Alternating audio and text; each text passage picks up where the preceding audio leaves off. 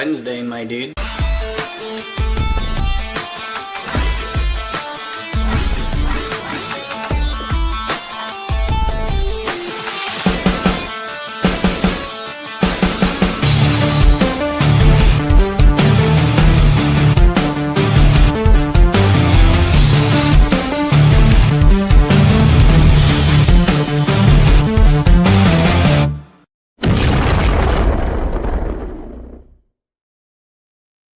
Hello, everybody. Welcome to the Punch Up Pod with Lila and Pat. Happy Wednesday. Happy Liberation Day. La la. Do you feel it? Do you feel it? Well, my boss is still gone. I do feel a little liberated. He's on vacation still. Liberated from the stock market doing well, which I've never felt attached to, sadly, because I've got nothing in the stock market. Yeah. The burdensome safety net, that's going to be gone. 401ks, liberated from your 401ks. Freedom's just another word for nothing left to lose. How are you? I'm good. I have a tasty beer today. Bines and Bones. First time I had it. I don't know what that means even. Does Bines mean anything to anyone? Bines? Bines. No, is that a person? It's the CEO of the company. Maybe I could read the back, but it's I too need small. my glasses. You need my readers. Happen. Okay. How's your wine? It's good. I got my fishbowl, my red fishbowl of wine. Let's go. And are we announcing it now? No, we should probably wait till we go. But we realize we've lost some of our fun. Lost some of our fun as the world descends into just total despair, devastation, and ruins. So we're bringing back actually doing shots on the wheel. So I also have my vodka. Occasional shots. They're optional. Some nights I'm going to say no shots tonight. Listen, I'm going to be better than you. I'm going to be better than you, Lila. All right. Here we go. Here we go. I know. I'm trying to get myself in a good mood. Vine is the winding stem of a hop vine. Oh, nice. Look there we go. Audra with the knowledge. I like it. I love it. I like it. All right. Let us start off as always. Thanking our wonderful pup heroes and sheroes, our members. We love and adore you guys. We are so grateful for this community and for your support. So thank you. We see your comments and your retweets and all of it, and we are super appreciative. So thank you very much. Cheers. Here. Cheers. My first sip of wine at 5:03. I was wondering at 5, I just started like shaking a little. Shaking's not a good sign, Lila. I hear about that. Yeah. My body is jonesing for my wine. And as always, we would love to ask everybody, please, to make sure to like and subscribe, smash that notification bell. Any other notes from the front office? Punch Up Pod wants you to smash the punch up that button or something. I don't know. I'm so bad. April's my birthday month. That's my announcement. April's my birthday month. It is your birthday coming soon. It is next Very Wednesday, soon. which means depending on my husband, if we have a show or not. But I think we might not have a show next Wednesday because Josh is planning something. Josh, if you didn't know this, now is the time to start planning something. He better get on it. But we will, we'll still have our Sunday shit show and we'll see. We'll see what happens. Well, 40 looks really good on you.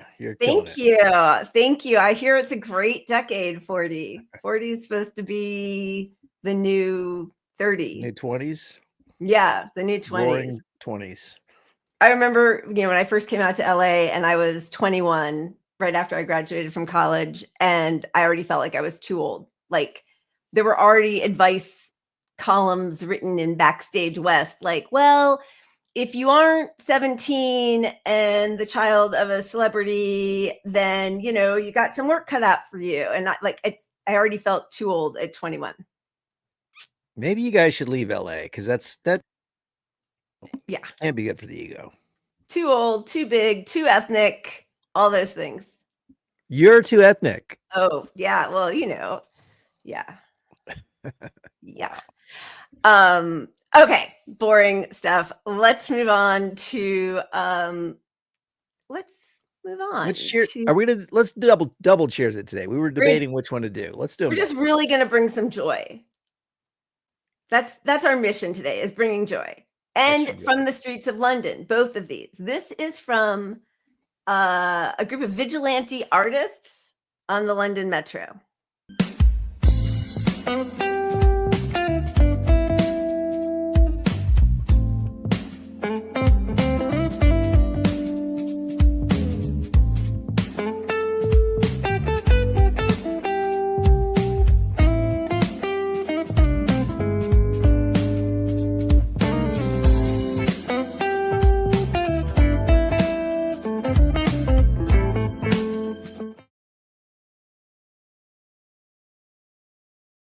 People to download and use the art. Like I think I saw something from them saying, "Here's the templates," and oh, that's cool. Go nuts with it, yeah. Yeah, which you should for any protest thing. Come on, who's gonna keep that stuff? The more the merrier, for sure. Get them all out there. And then this is from Man on the Street interview, protests happening in London. Can I interview you? I'm Palestinian, asking people why they support Palestine. Because I'm a human being. Do you think I'm going to sit back, watch my TV and watch a genocide? No chance. This isn't about religion, so it's not about being Muslim, being Jewish, whatever. I'm a Christian, okay? But I'm a human being. That's all that matters to me. I know people keep saying open-air prison, but I watched something today that was about the language that you use, right? Yeah. Actually, they're hostages. So everyone's talking about hostages. Yeah. Come on. 2 million people, hostages. It doesn't make sense. Yeah. It doesn't make sense. And this will never, ever, ever end until they're free. Yeah. It's as simple as I love that because I couldn't find that gentleman's name, but I just keep thinking of what Chris Hedges always says, is that you don't fight fascists because you think you're going to win right now, but you fight it because you have no choice. Of course you fight fascism every chance you get. And because I think we've been feeling a bit discouraged that 18 months of protests, of telling the Democratic Party that we wouldn't vote for them, not that I would have anyway, but whatever, because of this, like, nothing has worked. But to see people who keep coming out there, there's that, I think he's 87 now, the Holocaust survivor, also he's in London. He's out every single week protesting. And there's something really moving and powerful about that. So cheers to people anywhere you are who fight fascism any way you do it, really. Yeah, and I think the difference is we have a lot of protests that are local and they don't amount to much, but the whole world is still on Palestine's back, and I don't think they're going away. It doesn't mean we're changing anything. We haven't changed much. We haven't done anything, but it's not like a local thing where they can just gaslight the local, whatever country you're from, and then you people are going to believe the propaganda and then kind of just get distracted and ignore it. I don't think that's changing. I think he's right. Until they're free, I think people are going to raise fucking hell, and they should. So. Yeah, absolutely. Well, cheers and solidarity forever. And look how quickly I was able to lose a morsel of joy. Hey, spin the wheel. We could get shots. That's right. That's what we're supposed to do.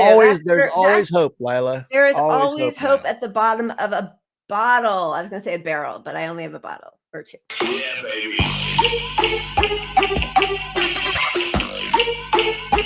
And of course, right there. Shut the front door. All right, I'm going to do this, but also close and... Yeah, baby.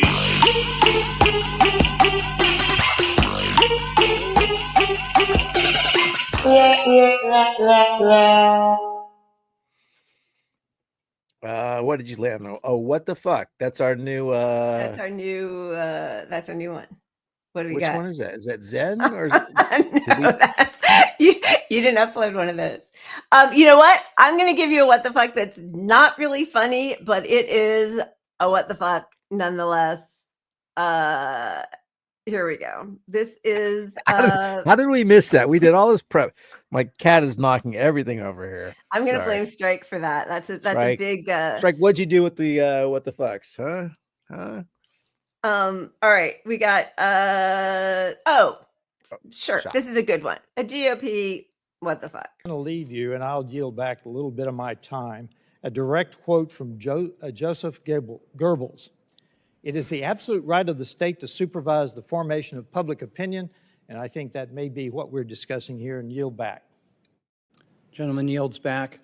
With that, the representative from Texas, Ms. Johnson, is recognized for 5 minutes.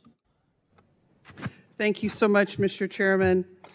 I want to respond to what my colleague from Texas just said. When you're quoting Joseph Goebbels about the role of state in the public debate, we have a big problem. Isn't that right, Ms. Jacobs? I mean, that's alarming as hell to me when that becomes the gold standard of Hitler and all that was going on in Russia, in German atrocities during World War II, when that becomes the quote of this hearing.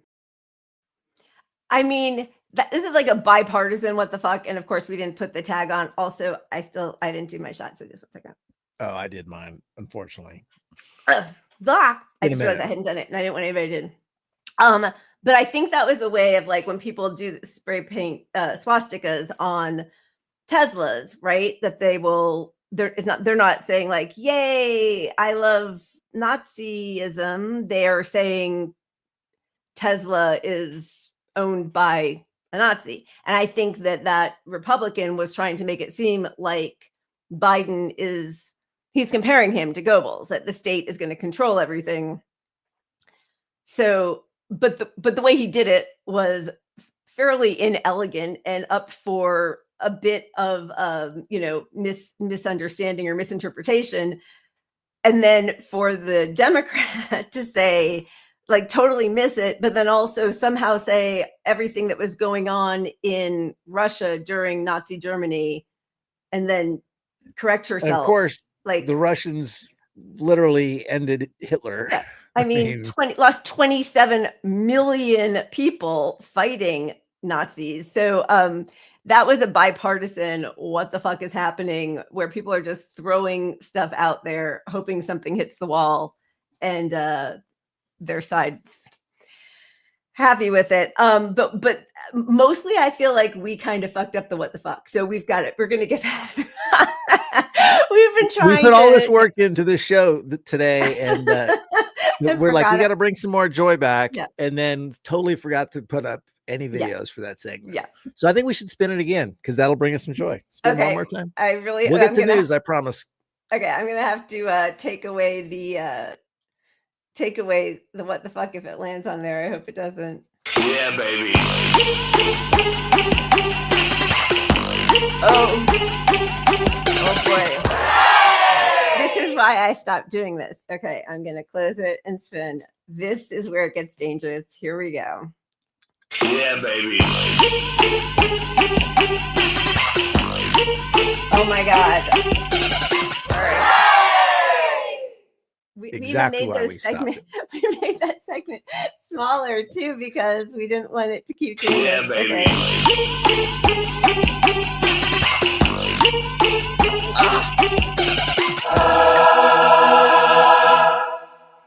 I haven't been having vodka recently. It does not go well with my wine. Okay. So we added moment of Zen, which is sort of like timeline cleansing, but more like artsy-ish generally. Something. Anyway. Self-explanatory. Why worry about yesterday's fuck-ups when you have tomorrow's fuck-ups to look forward to?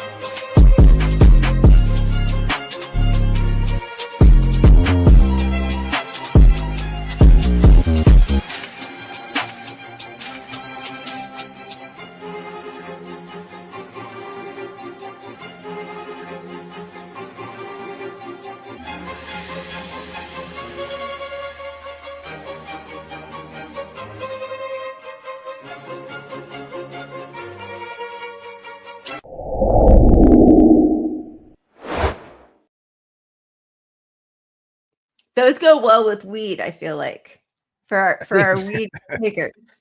Oh, look at that. That's so funny. As I'm saying that, Jay says perfect video for chopping broccoli. That's so funny. Yeah, I like that. That's good. All right. Should we get to the show? Oh my God. Should we get to the show? Yeah, let's dive in. There's a lot going on. Good grief. And we're starting with Team Blue. We broke it into teams this night. Yes, let's hear it for Cory Booker giving the longest recorded speech in history of the Senate. Yes, I need my readers already. Still booming, more than a day spent on the Senate floor railing against Trump administration policies, surpassed Strom Thurmond for the longest Senate speech on record. Apparently, he hadn't had anything to drink for 24 hours and stopped eating 2 days before so that he would not have to leave to go to the bathroom. And as super exciting as all of that is, what in the almighty fuck was he protesting after, voting in Marco Rubio, after, doing his best to, sideline anything to the left of who's his good friend, the last Department of Education lady, Eric Prince's DeVos. Oh, Betsy DeVos. Yeah, Betsy DeVos. He tried to push private education. I mean, he was owned by her completely. Owned by charter schools, private education, and big pharma. And by the way, also AIPAC. So whatever he was doing there. This guy, AIPAC, what are you talking about? Yeah. Do you know the side hustle for Rabbi Shmuley? Oh, it says made in Israel. Kosher sex, sorry. I should do this more professionally, but I'm just too excited about it. I'm so proud of this. Kosher sex, my shaman, made in Israel, baby. From Israel, love is going out. Make love and war. Israel has to make war right now against Hamas because they're monsters and killers. And as long as they continue to slaughter people, there's not going to be peace. We have to destroy Hamas. But that doesn't mean that Jewish marriages should suffer in the meantime. Make love and war. It's almost like you have to choose. Make love, not war. No, sometimes you got to make love and war. And, my daughter Hannah she gives a lot of these products free to Jewish soldiers, married Jewish soldiers, the IDF soldiers. Made in Israel, baby. Let me get a good picture of this. Hold on. This is like video. Trump steaks. I got to do this holding it with one hand. Hold on. Trump University, Trump steaks. Oh, yeah. Made in Israel, baby. Woo! Ugh, just disgusting. Like, seriously, gross. And Newark is charter school central. From when he was mayor, he is absolutely big pharma, doesn't support. I mean, what's he fighting for? He might as well put himself in that dumb video. I mean, that's all, I think his 24-hour plus not filibuster really showed what he's fighting for. Because look, if you have 25 hours to just kill time, you start talking about anything that comes on your mind. And he didn't talk about Palestine. He didn't talk about ICE deportations. I mean, how do you not bring up all the universities, partnering with ICE to deport or revoke their students? Right. If your whole purpose is to say there is something fundamentally wrong with democracy right now, which is what he positioned it as, like this is so against the norms, where institutions are at risk. How do you not bring up the squashing of freedom of speech? Like that should be front and central to the whole discussion. Yep. Yeah. I mean, also, yes, completely just destroying the First Amendment and what is supposed to make the U.S. the U.S. And that's not even getting into all the other things that we don't have healthcare, we don't have a living wage, we have record homelessness, record debt, all of that kind of stuff. But nothing. It was the Kente cloth, like kneeling down, in the halls of Congress with their Kente cloth and then doing absolutely nothing to get rid of our, our police problem entirely. No call for action. The whole thing, Booker is the biggest opportunist. This is all about him running for president in 2028. That's the whole game. Yep. I mean, I was feet away from him when he ran against Bernie in 2020, and he and all his immortal enemies, you know, they were just yakking it up. Him and Yang were best friends. Like it's just a shit show. He's a phony. He was able to turn on a dime and put on some fake emotion when he switches stories. Oh, 100%. Yeah. And he can do that because the cameras, they just wanted a little sound clip. So Right. if they want to show him sad, or if he wants to put that out for a video promoting himself, I got 10 seconds reel of me being sad. Then he moves to the next story. I got 20 seconds of me being really mad at these people. Yeah. But it's all phony as fuck with him. He's the phoniest of the phony fucks in the whole party, probably. I mean, he has a lot of competition, but he certainly is one of them. Cheers to the Willie Bragg Show. Thank you. I will never forgive Cory Booker for teaming up with the GOP to put a stop to Bernie Sanders' prescription drug bill that would allow Americans to buy cheaper drugs in Canada. He is totally Mick resistance. That is totally correct. And thank you for your super chat. That's really kind of you and generous. And this, you know, that hurt my soul.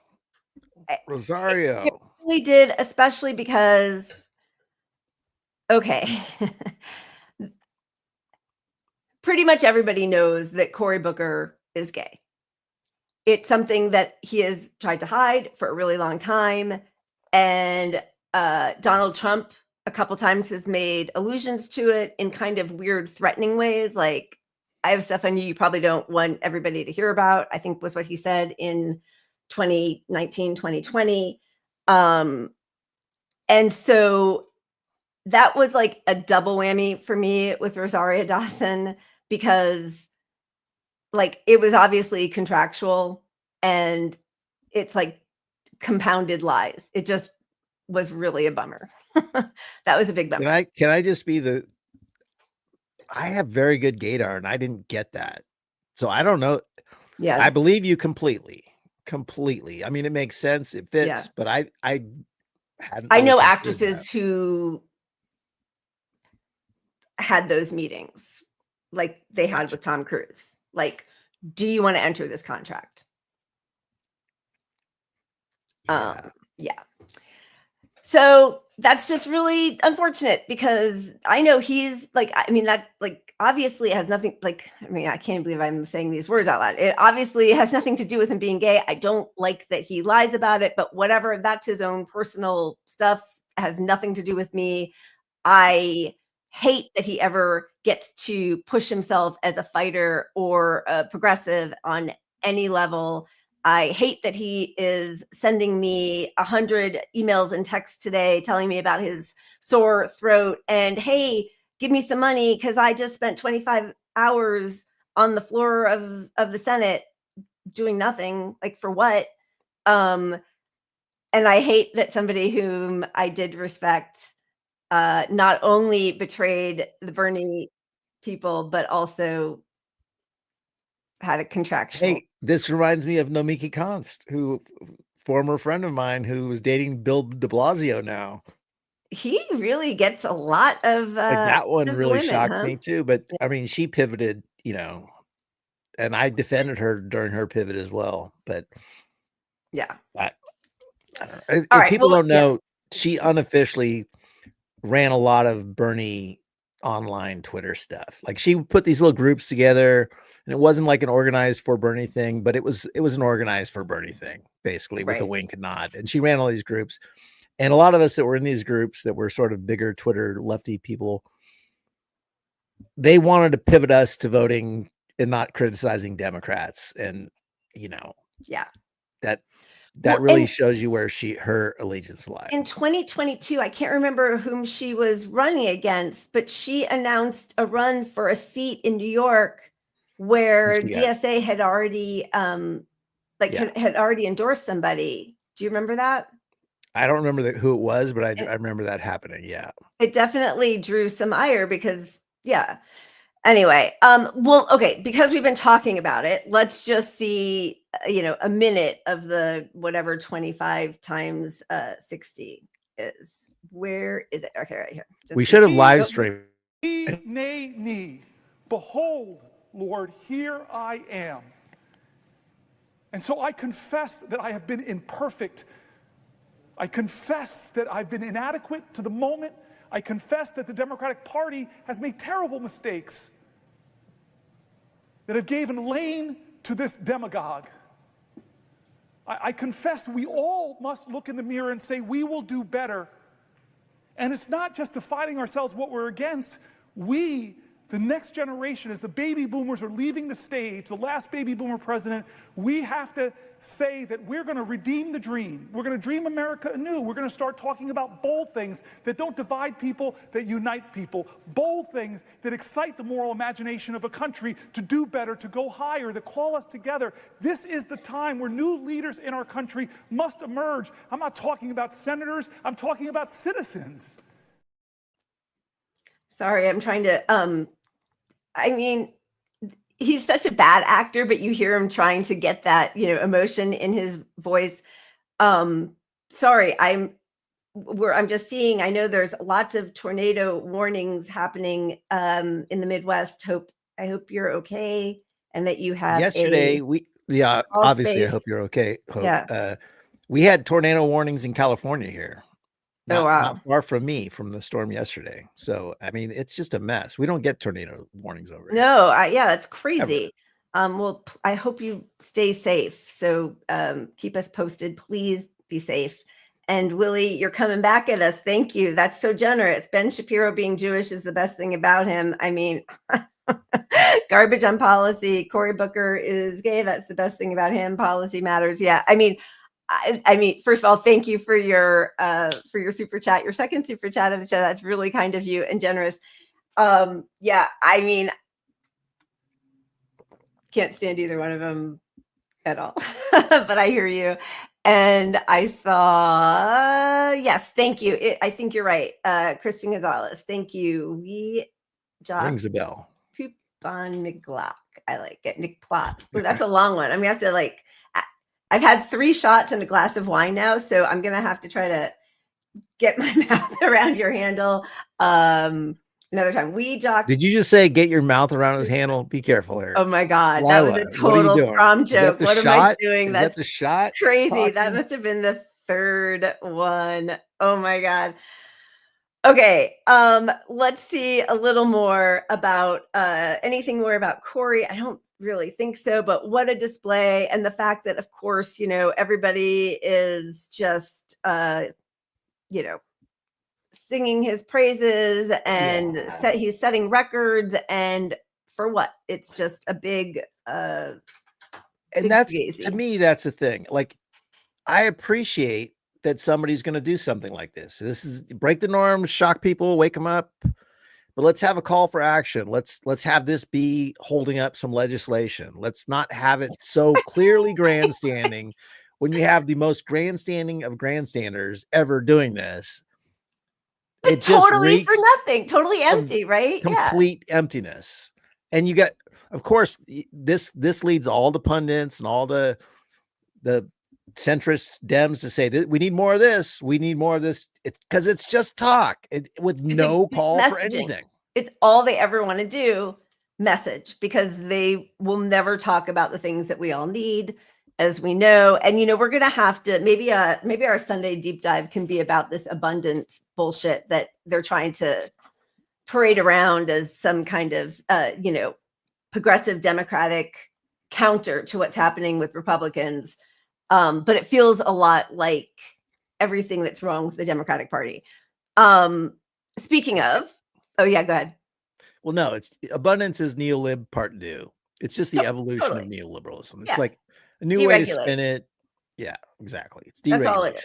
Yeah, deregulation. Our former, it's that thing that Democrats always do. Where's Jill Stein? Where's Jill Stein? She only shows up every 4 years to try. Meanwhile, she's, endorsing down ballot Green Party people. She's getting arrested at protests. She's going to rallies. She's speaking out. would you like to know where the leading contender for the Democratic 2028 is? She is headed to Australia. She is going to headline, I don't know how they pronounce this, era G'day. It's pronounced 25. g'day. Former U.S. Vice President Kamala Harris will make her first Australian speaking appearance at AREC 25, bringing insights on economic opportunity and housing affordability to the Gold Coast event in May. She is not doing it out of the kindness of her heart. However, she is earning $500,000 for that. And what she will be talking about, 2-day conference, is designed to inspire and educate business leaders across all sectors of the real estate industry, including sales, property management, and leadership development for CEOs and business owners, because that was always her focus.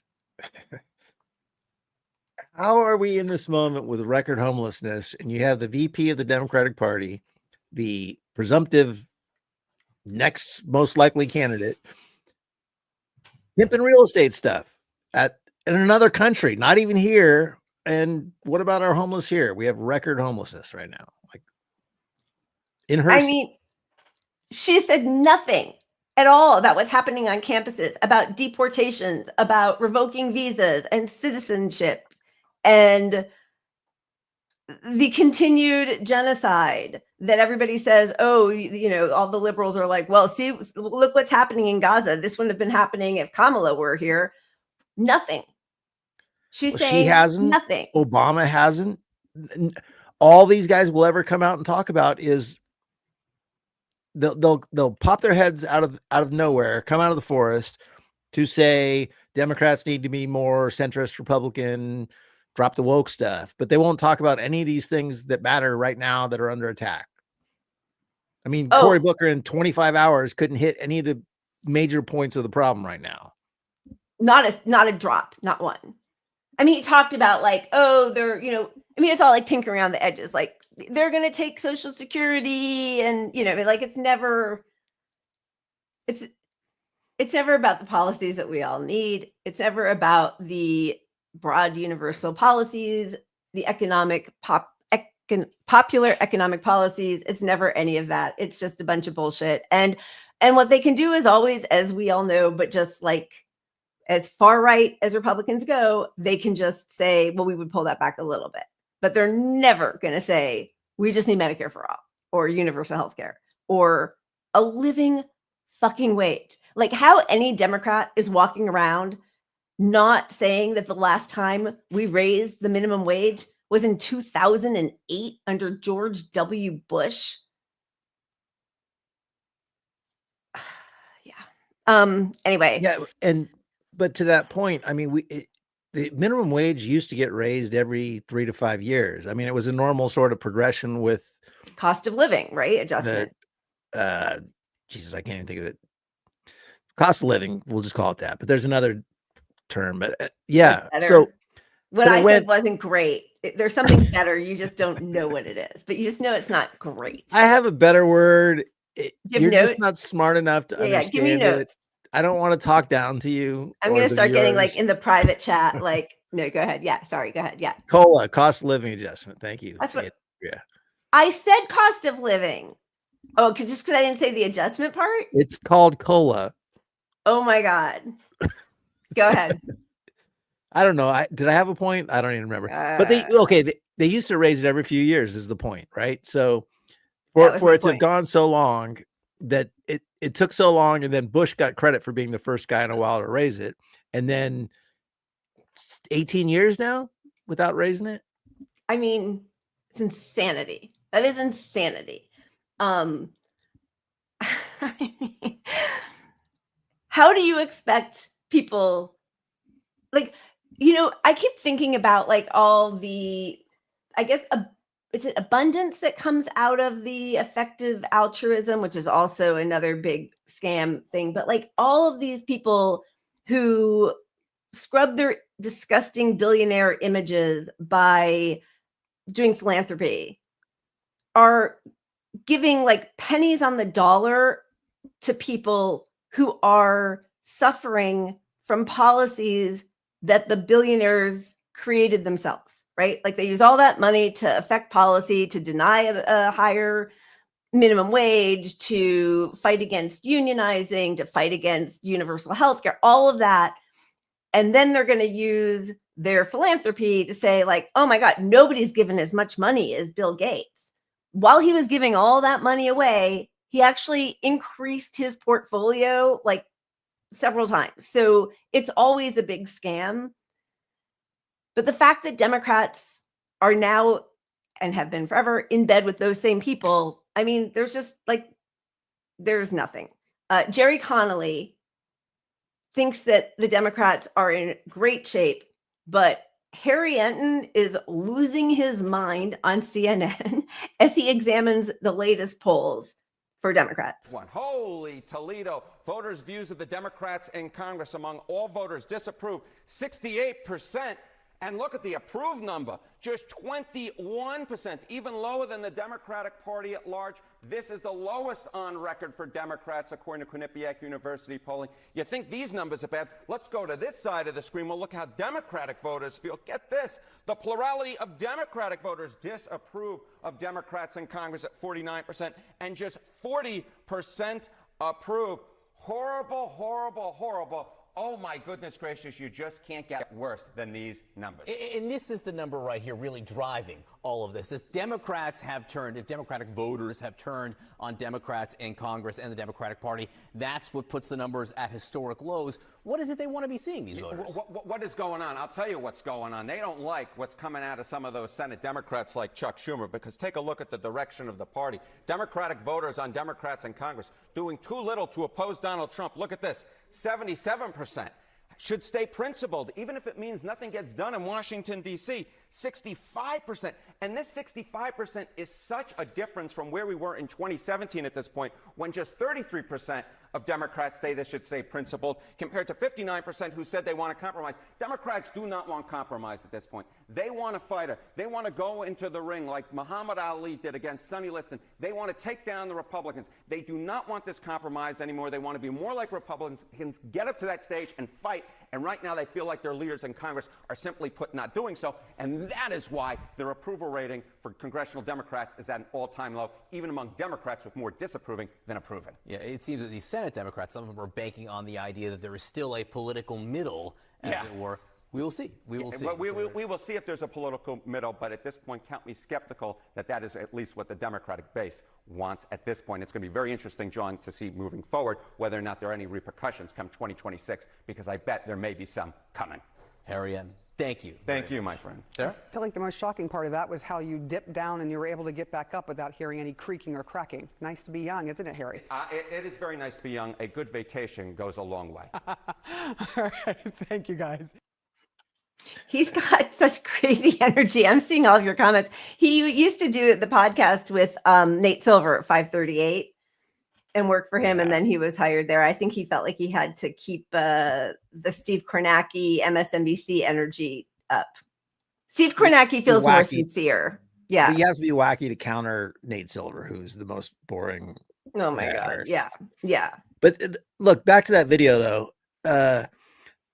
They can point out those numbers on CNN because they still frame it around effort and war. And it just enables like them to go, Cory Booker gets it.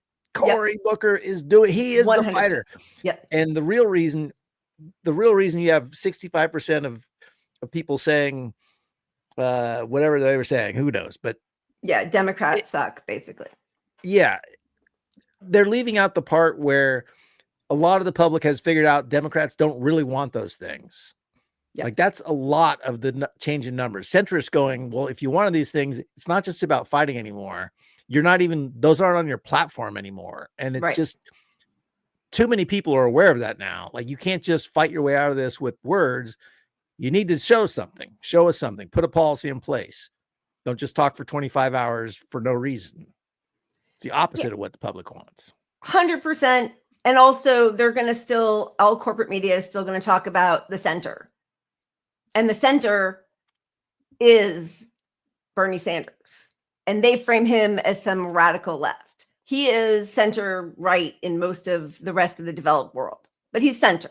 And in our country, that's center. Most of the people in our country want the policies that he's been talking about for 40 years. They do. And these blowhards are paid to pretend that that's radical left. And then after they do something like this, they have Mark Penn on.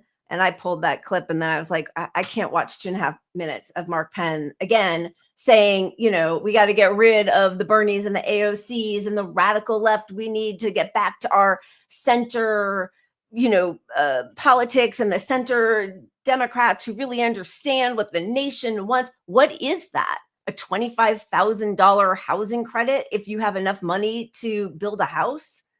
More deregulation? Like, what in the hell are they talking about? No, that's not what people want. That's why, and again, like I keep talking about this, not because I'm enamored of Bernie anymore and it breaks my heart, but that's the truth. But the fact that he is going into these places with the people that, you know, those Mitt Romney Republicans, the people that Chuck Schumer said for every working class person we lose in, you know, the suburbs, we're going to get, or whatever, in the city, we're going to gain 2 more Romney Republicans in the suburbs. Yeah. That strategy failed. Those people are going out in like Republican stronghold areas in the Midwest to hear Bernie Sanders and AOC. And the left won the battle of ideas. That's been the whole point. They won them in Bernie 2016, right? It just took a while for a lot of the center people to realize, oh, we can't win on those. Like they used to think they can't win running on those ideas. They thought we represent that. We want that, but you just can't put that out there against a country that doesn't want those ideas. It will never beat the Republican with those ideas being front and center. Right. But that's been shown to be bunk. And those people are now like, no, we want those things. And we actually need those things now. And there are enough of us. We all know. They know that there are enough of us. Yeah. Take any centrist and try to have a rally that's not election related, where you're not paying people and bribing people and running commercials 24/7 to get people there. And you end up with 1,000 people at the event. Yeah. Yeah. Because nobody wants between them not saying the right things in the center and everybody knowing they're not actually fighting for it, the disillusionment is so deep and real. You cannot grandstand or brand your way out of this. You could end up losing seats in the midterms is what these polls are saying, which would be fucking astronomical under Hitler.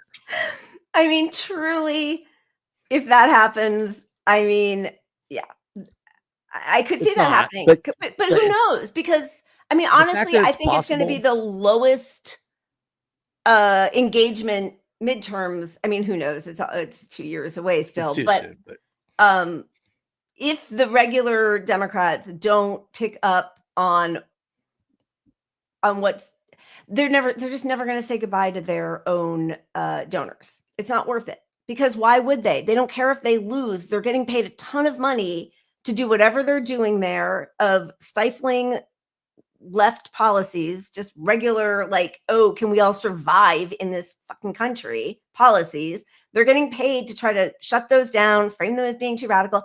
And if they lose their elections, they will just go work for whatever lobbying firm or, you know, I mean, like, they need to be scrapped. And I do think there's a chance, they're hinting at it, but, you know, that there's going to, that Bernie and AOC are at least implying that they are going to start trying to endorse some primary challenges.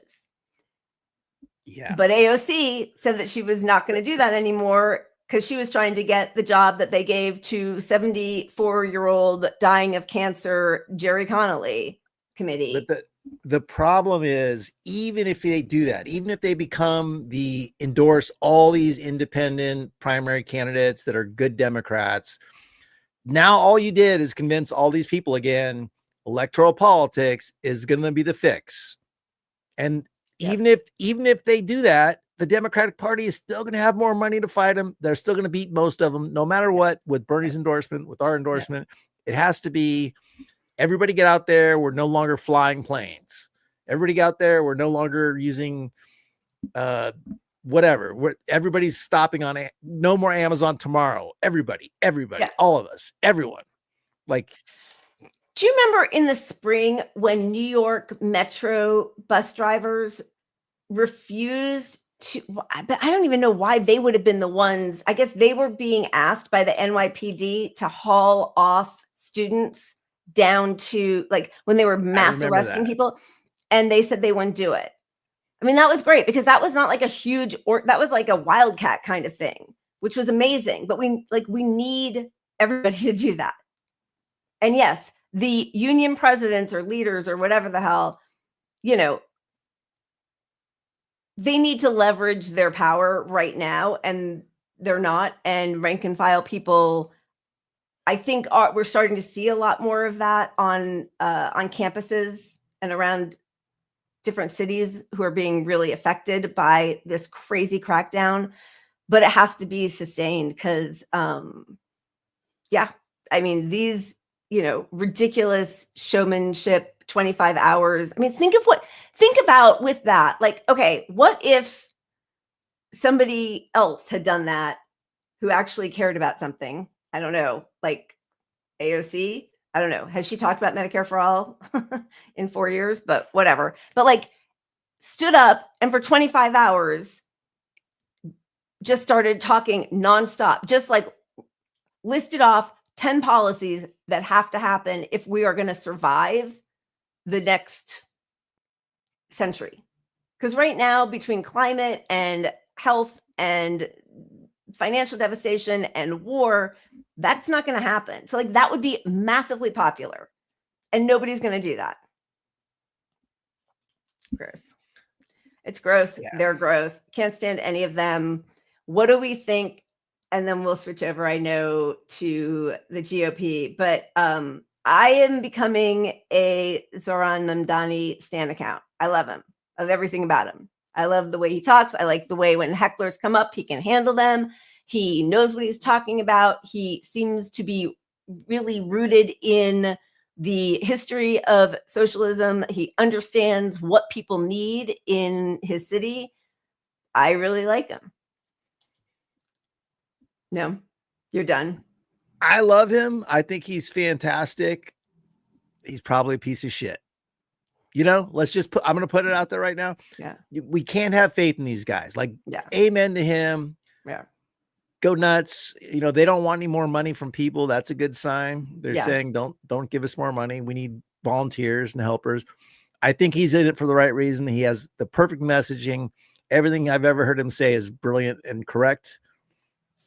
But he's not the fix either. You know, we got to do more. Like, hey, let's help him win New York. But like, we can't wait for him to become mayor to fix things. Like, even that. Yeah. Even if you're living in New York, you can't. Yeah. We gotta get out there and tear shit up. We have to. Yeah. You know, Teslas.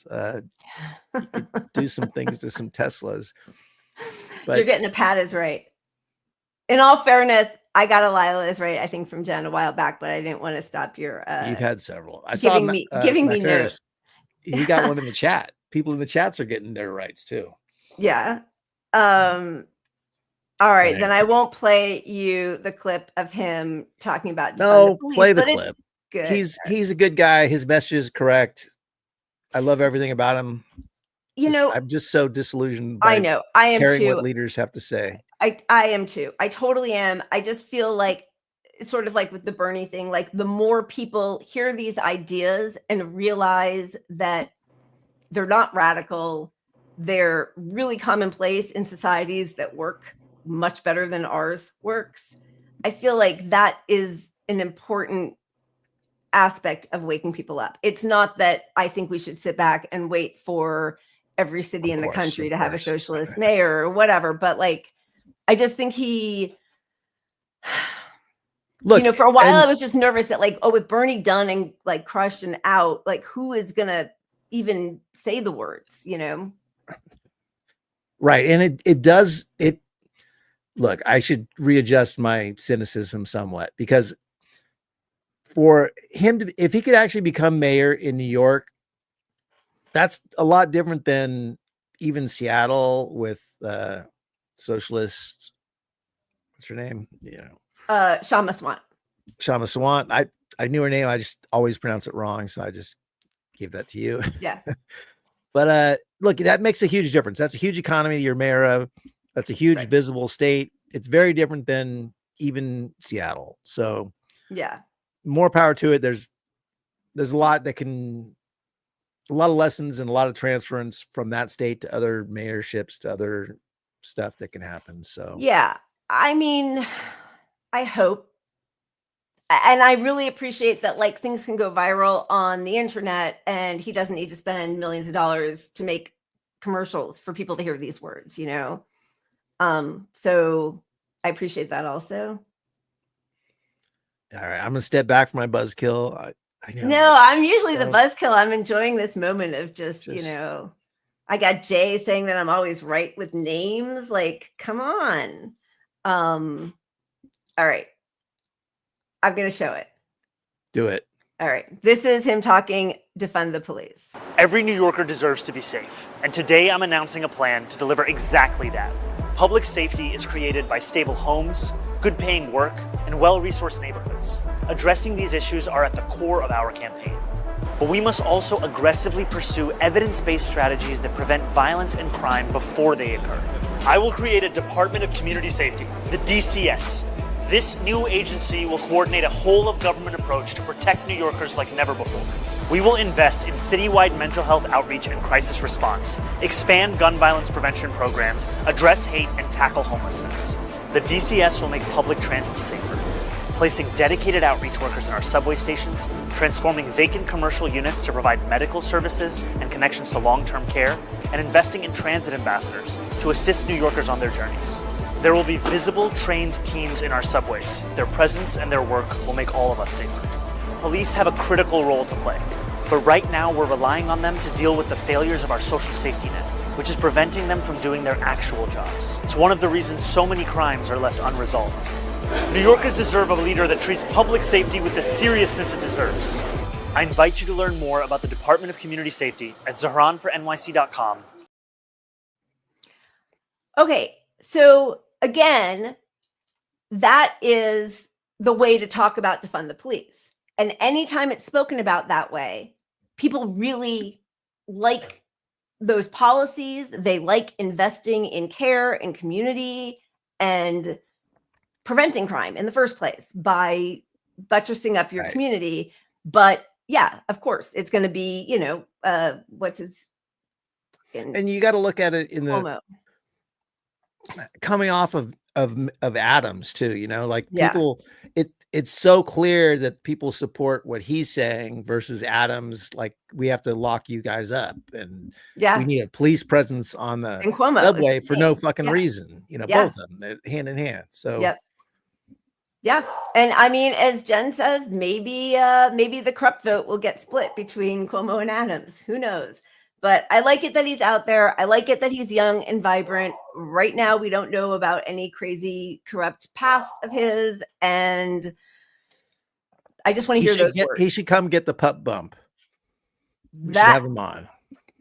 Come on, Zoran. Get the pup bump. What do they used to say for Chapo? Get on here.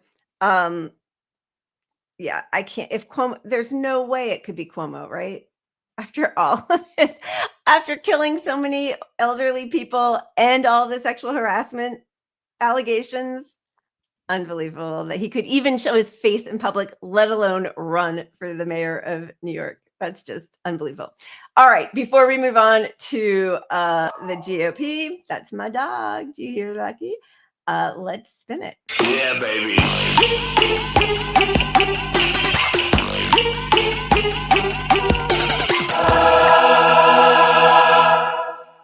We're gonna really push the Zen today. All right, here's some art. Zen, we need it. Why worry about yesterday's fuck-ups when you have tomorrow's fuck-ups to look forward to?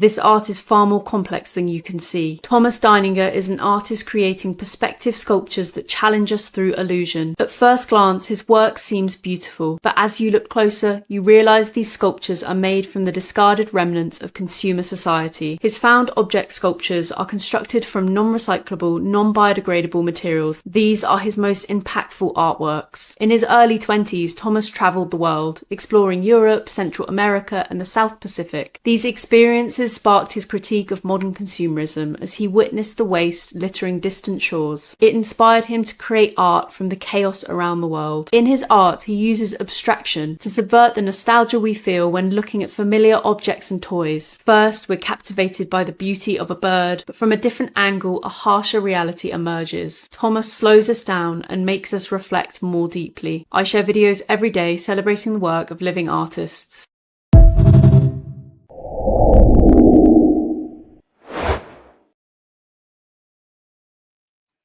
I like that. That's good. That was a really good find. That's very cool.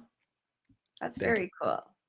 Pat, you were right. No, we weren't having a discussion about that. I'm not exactly sure what's happening in the chat because I can't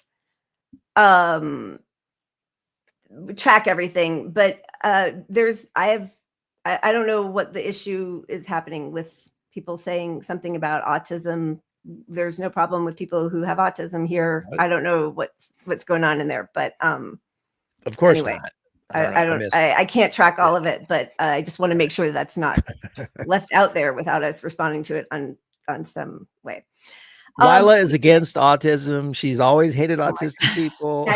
Now you're going to say that, and like that's going to get pulled from If here. the mics weren't on right now, you have no idea what. Oh my God! Imagine. Okay, thank you, Reflect the Sun. You're awesome, and that reminds me that I need a little refill on my wine because my cheeks aren't red enough. I haven't had enough to drink yet. Thank you. Cheers to you. Thank you.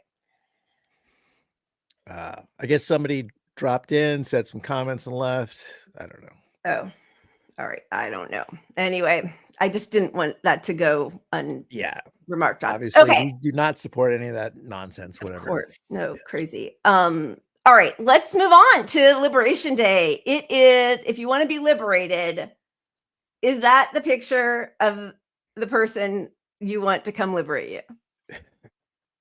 Like, what kind of, talk about the stuff that the White House has put out directly is so cringe and embarrassing, and it's like we're living in a video game. They think they're like the main players in some like Call of Duty bullshit. Everything that they put out. This dark, like brows down, like three eagles. It's so weird. Like yesterday or on Sunday, we were talking about thing where like we're gonna find you and we will kill you. Like. Listen, we know that like there's not a lot of policy difference in terms of going out there, whether it's Palestinians or Iraqis or any Middle Eastern country. It is certainly a long-term bipartisan endeavor to do as much destruction to that whole part of the world, plus our own country with Black and brown people and poor people and working class in our country. The actual policies match up pretty well, but like messaging it like that, I think it's even turning off some of his MAGA supporters. I don't think that that's what they signed up for. And certainly these tariffs, right away. And again, I don't care because I don't have any money in this, but like the stock market just starts to dive. They just plunges. This is supposed to be our fun show, but let me tell you, the economy is going to be in the shitter in a year. Yeah. Like what's going to happen 6 months from now is the Republican Party is going to repeal and step back from everything they've done, because they're going to not have any chance to win again based on what the damage they're doing to the economy. And it's severe. You can't do what he's doing and saying he's going to do. That's why we got Musk. They're pulling Musk out of the Doge thing. The Doge project's going to back down. They've gone too far. It's just too bad for the population. So it's going to hit their incomes because their incomes are the stock market. Our incomes aren't, but theirs are. And that's the which might make him, and here, I mean, okay, so their portfolios or whatever tanking. They can't rely on anything because right away, he's, everything is so chaotic. We don't know why anything is happening. First, it was because of fentanyl. Then it was because things weren't fair. And other countries also put tariffs, and tariffs are what he said. He made a comment about like, oh, we're going to tariff fentanyl so we get all of our money back, which is like, what are you even talking about? Everything's just going to cost more. And there's no real plan. There's no any plan of truly bringing manufacturing back here, supporting our own, working class, our own manufacturing, nothing like that. It's all just for his rich friends, and they're all taking a dive. So they're all taking a dive, and the business world cares about, they want to plan. Like, we have supply chains now. We have a whole thing of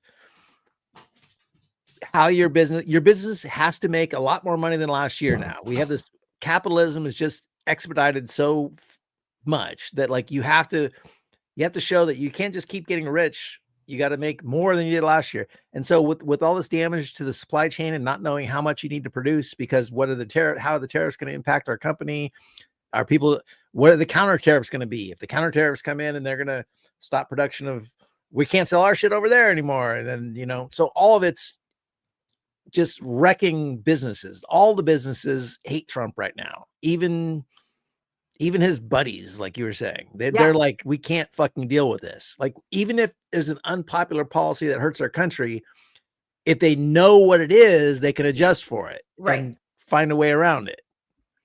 But chaos theory economically is a failure through and through from the jump. Because it's just too volatile. They can't plan on anything. However, as opposed to Democrats, the GOP has already said that they are going to bypass the parliamentarian on Trump tax cuts. So that they'll all get behind for sure. Of course. And they're going to repeal the estate tax, which is going to make all of them a lot of money. It is really obscene, and I will never understand it. And if only they could wear their pathological greed on the outside, if they were drug addicts with tracks up and down their arms, if they were obese, if they were somehow physically manifesting this issue that they have, people would regard them differently. But instead, the people who are working 3 jobs and are still homeless are the ones that get everyone's, condemnation. And the guy who's a billionaire must be smart because he knew how to make $1 billion. It's pretty crazy. Yeah, well, they're down to just the people that love the racism piece is pretty much what they got going for them.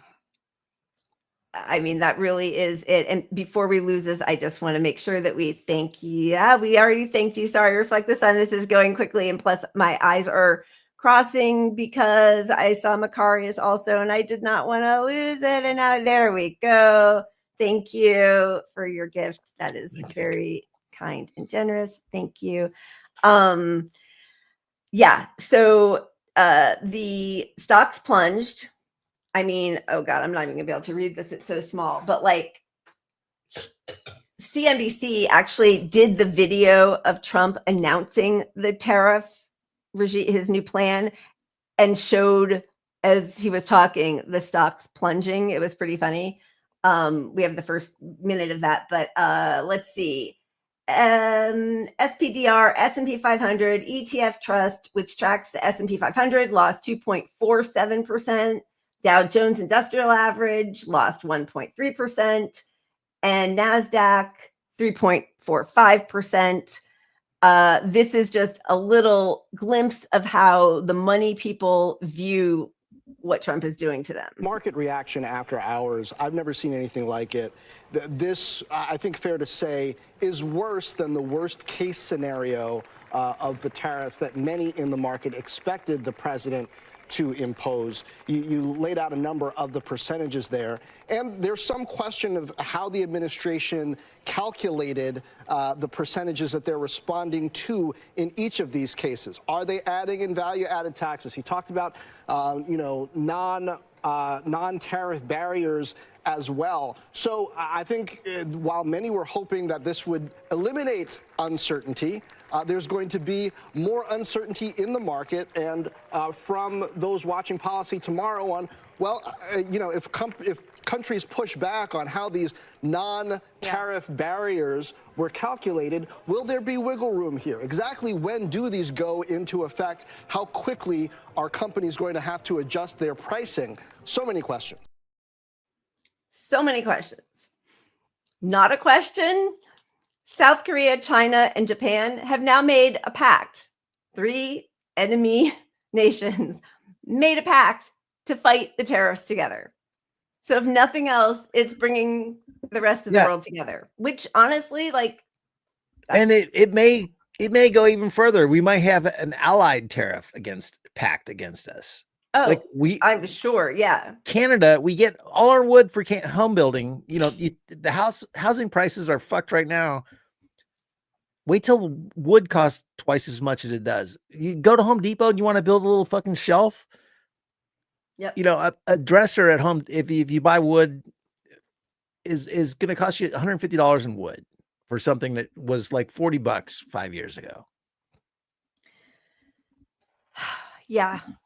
And I mean, as so many people have remarked, there's nobody out there to beat this, right?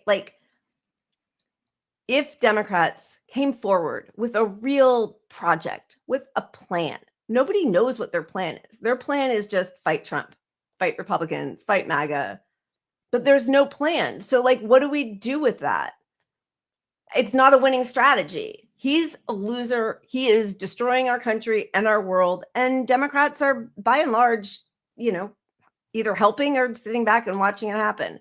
There was a lot of attention put on, unfortunately, Randy Fine and the other Republican down in Florida just won their special elections. Randy Fine, so that was Matt Gaetz, right, who withdrew from being part of the cabinet because of all of the allegations against him, but didn't go back to Congress. And the signal chat. Don't say it. I'm gonna get there. Waltz. Look at that. I did it. No help. I did it. But both Republicans won. One of whom, Randy Fine, who is just one of the most vile people in the world, big Zionist. And this is his response to somebody saying, talking about the genocide and all the deaths, supporting killing innocent people and babies and smearing voices that fight against genocide for some AIPAC money says a lot about your character. You should be ashamed of yourself. How do you sleep at night? And this is a photo of a killed baby. And quite well, actually, thanks for the pic. So congratulations to him for winning. But the other big race was I think it ended up being $40 million put into this Wisconsin judge race. Elon Musk, I think, put in $20 million of his own money and still lost. His person lost to this liberal judge, Susan Crawford. These were some of the texts that they put out, the Republicans in Wisconsin. So a bikini babe with a beer or a drink or whatever she's got in her hand, and a roided up, greased down, bare-chested guy with a puppy. Now that we have your attention, a critical special election is happening tomorrow. But Musk sunk a lot of money into this race and lost. And his Tesla, Well, I saw an interview where somebody was asking, I don't know who even, it wasn't somebody close to this, but the Republican brought up, this race, Soros put $2 million in this race. And I think it was a CNN journalist even. Of course. Did I say journalist in CNN? I know you did. That was I kind of funny, but yeah. apologize. CNN on-air talent said, well, Musk put it, I think it was 24 million compared to Soros's 2 million. So it's like, what are you talking about? Like the Soros thing has always been a boogeyman, but like, I mean, and he's so gross anyway, but like they don't care about money in politics. So to act like, you know, and that's another like anti-Semitic trope of them. I'm not a Soros fan at all, but like that definitely has the underwritings of some or some coded anti-Semitism there, right? Like, yeah, globalist Soros, whatever. But yeah, so loses that, and I think Trump really does not like losers. Like that might be the final nail in the co-president coffin. I don't know, but there are rumors now that Musk will leave soon. But we'll see. He might need to blame tariffs on him and then let him go. Well, his company, Tesla, is in the absolute shitter. It's in the shitter, and there are articles being written about how they're not getting out of this. They are at, I think they're like when they ask people how likely you are for your next car to be this company. Yeah. They're one notch above Buick. Like, I think 8% of people would consider buying a Tesla next, which, considering how much the country supports electric vehicles now, and they are very likely to buy an electric vehicle next. Yep.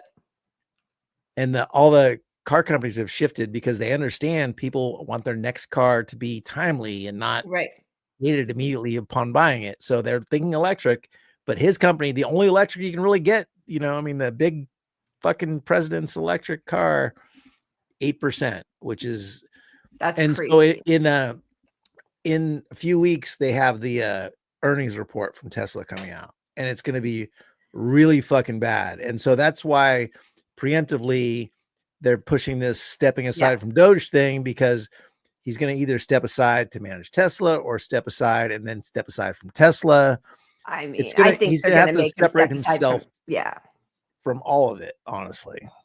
And now with, what is it, BYD, the Chinese electric car is selling well in Europe, but I don't think it will it ever be available here. It's much cheaper. It can go much further on a charge, all of those things. I mean, he is so toxic. All the Cybertrucks basically have had to be recalled. He hasn't done any updates on it. And I think this just might be too much losing for Trump to bear, because normally he gets rid of people like this. And the Cybertruck is just such a perfect example of his leadership. Like Tesla existed before he came into the company, was doing fine, coming along, but the first thing that's really his idea within Tesla is this Cybertruck. Right. This Cybertruck is his baby. Having to be recalled.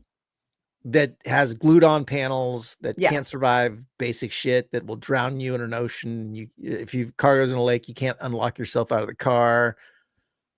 It's just awful on all aspects. It's going to go down in history as one of the worst lemons ever. Yeah. And that guy's running our company. He's running his baby. Yeah, exactly. And as so many people are writing in the chat that the BYD, the Chinese one, is being tariffed, is being priced out of anybody's ability to buy it. And, you know, I mean, this is what's always so funny also with Democratic voters or normie Dems or liberals or whatever, is like, you know, Mark Zuckerberg, Jeff Bezos, Elon Musk, they were all Democrats. Oh, good luck, Cora. Stay safe. She says tornado sirens. Damn. And now he's lost that whole group. Rich liberals, well, you know, like the top 10% of the country hate him. They're getting rid of it. And the people that they have tried to appeal to can't afford those cars. They could afford a BYD. I mean, honestly, we should all be in like China. But if you're a liberal normie Dem, you're not going to buy a Tesla now. Right. So he's lost his whole You're just not going to buy it. And so who's your audience if you're him? People on the right buying a Tesla? I don't know. They don't like Musk either, real honestly. Yeah, MAGA. Yeah. So, Yeah. and they were already turned off. They were sold by the Republican Party for years. The climate change is not real anyway. So why buy a car from? So Tesla's going to tank big time in the US and around the world. I mean, the world is seeing what's happening here. They see what a fucking Nazi enabler he is.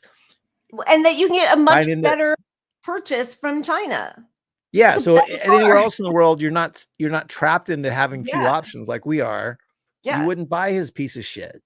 All of the capitalism that's supposed to do innovation has been completely debunked by Cuba and China. Truly. Like, all right.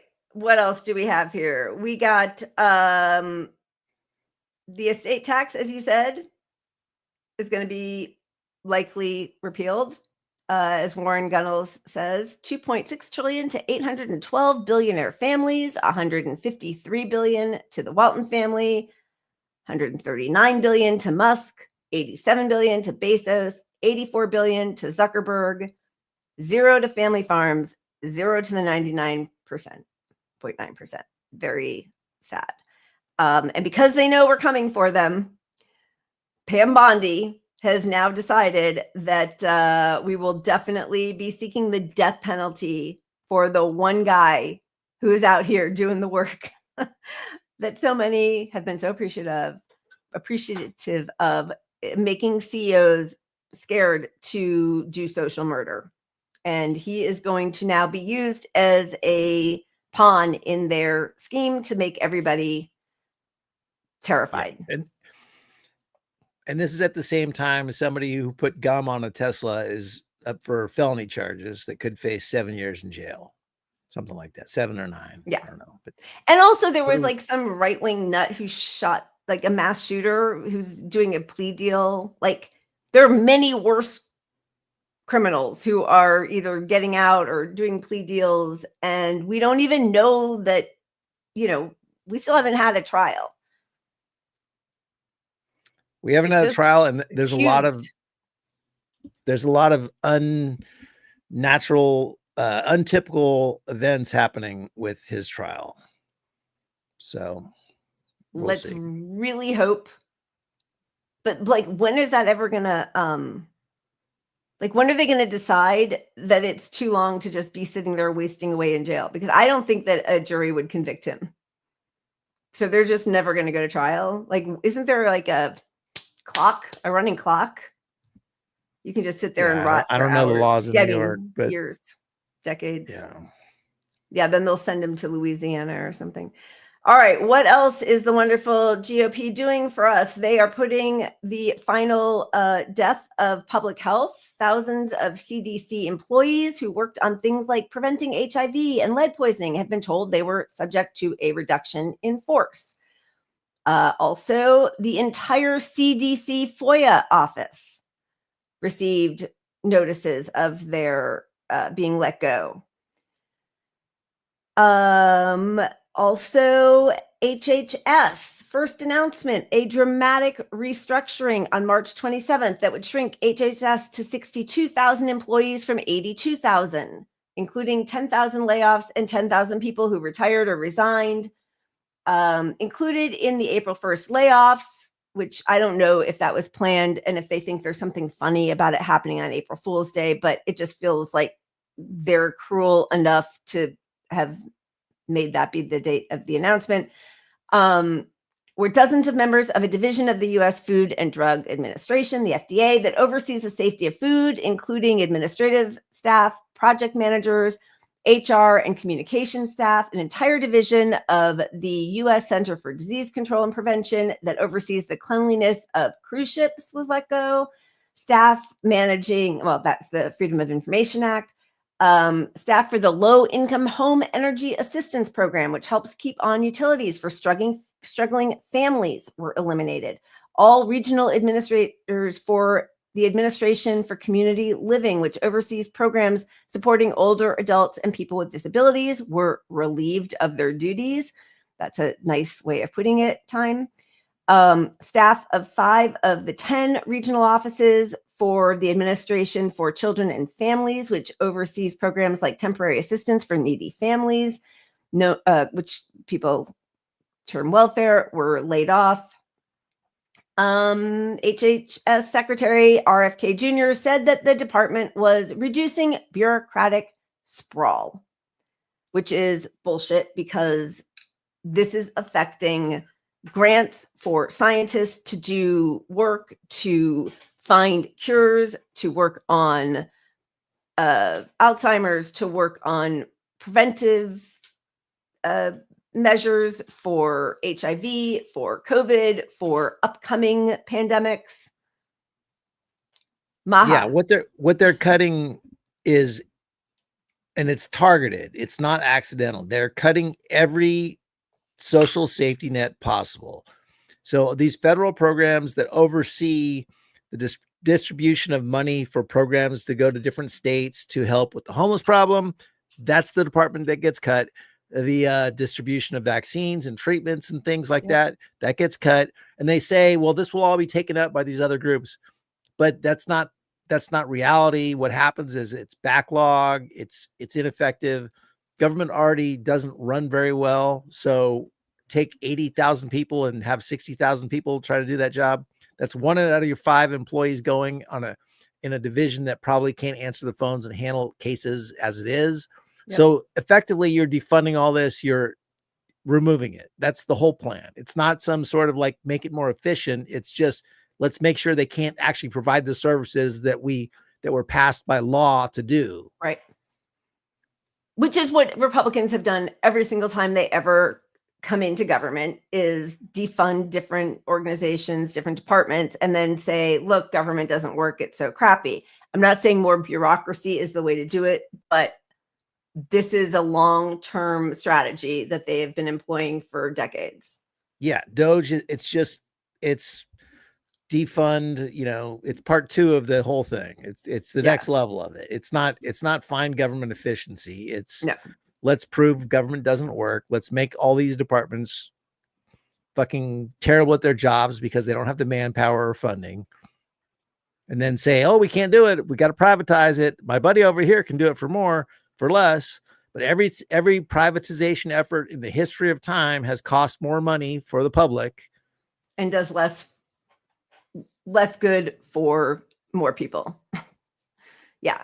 And with the Social Security Administration office, they're trying to do a similar version where they won't have as many people answering phones. So you either have to come in person or submit your application online. A lot of seniors don't have great computer skills or don't have good internet or whatever. There are also people who are disabled who need to use a phone, and now you're gonna get the same service for your checks that you've put money into, that you are entitled to, that you get when you call your cable company, and you just get the AI response, press 1, press 2. I mean, and also, all this stuff about revoking citizenship. And I know it's not just Musk. Obviously, it's all Republicans. It's most Democrats. This is what they all want. It's neoliberalism. It's austerity. It's been the whole project. But it is kind of crazy to me with all of this talk about foreigners and, naturalized citizenship. Here is this person who comes from a line of Nazis who sought refuge, his family, in apartheid South Africa, with slave labor for their emerald mine, coming to the US and destroying it here also. I don't know. It's like they wouldn't let this happen if it were anybody else. When it comes to voting, I think the Republican Party is going to pay a big cost on everything that's happening now.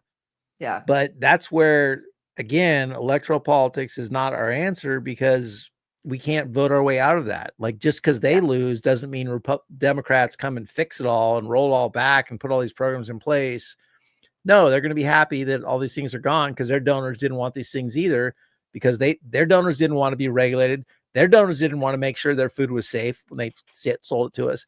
They didn't want to make sure their truck drivers had precautions in place that protected them from things. They didn't want to make sure that their employees have hard hats and basic safety equipment on the job. Like, why have that? Like, so their donors are just as happy on all the repeals of all these safety nets that ever existed. Yep. The only thing is the overtness of Trump's racism and leaning into that piece of it, and the fascism is so vile.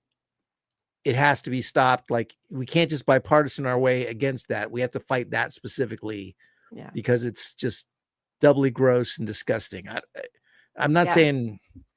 I know. I mean, it's just like adding insult to injury. I mean, those are way too gentle words for what's happening. But, and also it's like the overwhelming aspect of just like one horror after another. And so it's hard to keep up with all of it. But let's just I mean, we didn't even, the USDA banning all these different terms like climate, vulnerable, and safe drinking water.